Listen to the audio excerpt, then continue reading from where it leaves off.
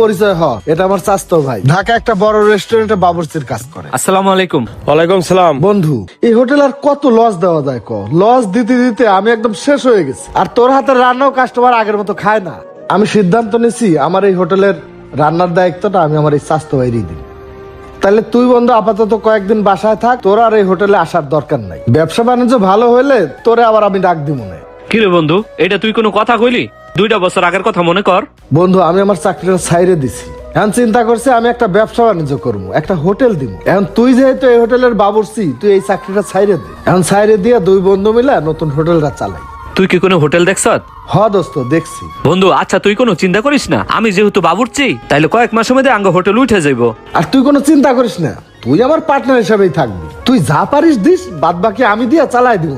বন্ধু, সবই মনে আছে, আবেগ দেখি জীবন চলে ক। আর তুই তো টাকা পয়সাও বেশি দাস নাই। তুই যে টাকা দিছিস, যে লস করছি, হিসাব করতে গেলে তোর কাছে টাকা আরো পাইতে যাই। ঠিক আছে, তোর যেটা ভালো মনে হয় তুই কর, তাইলে আমি গেলাম। যা।